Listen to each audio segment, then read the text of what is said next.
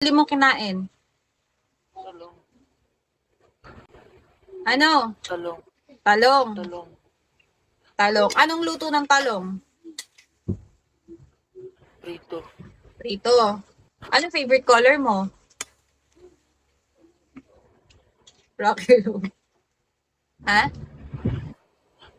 Alam mo, Maroon. alam mo yung sakit mo kung bakit di mo mapigilan ng kamay mo? Ibig sabihin niyan, meron kang pigsa. May pigsa ka, ha? Dok, ano pong gamot sa pigsa?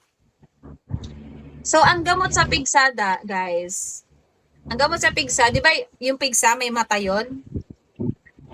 Makinig ka, Junior, makinig. Mag-focus kay doktora. Mag-focus. Ayan.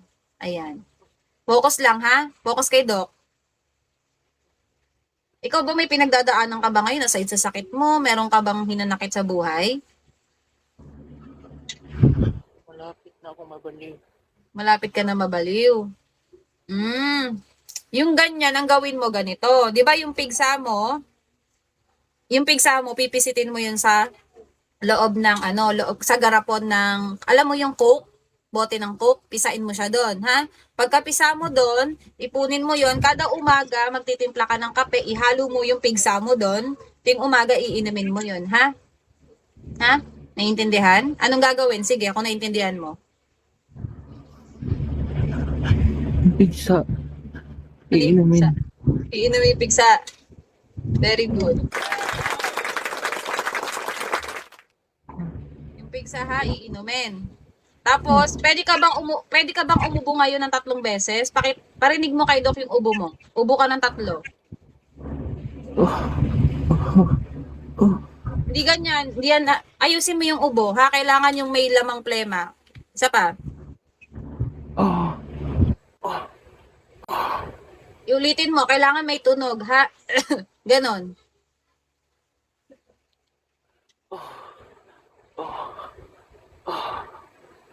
Hindi ganyan. Ulitin mo, kailangan medyo matigas. Tigasan mo pa, ha?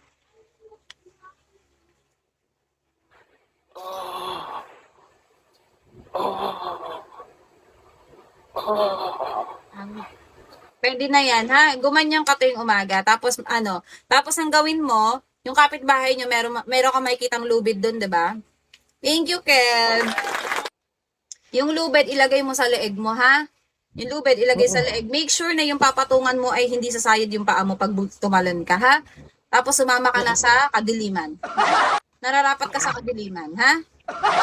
Okay, medyo gumaan ba yung pakiramdam ni Junior? Magaan ba yung pakiramdam?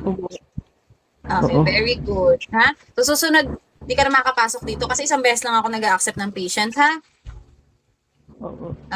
Anong gagawin? Sige, ulitin mo yung gagawin mo. Anong gagawin?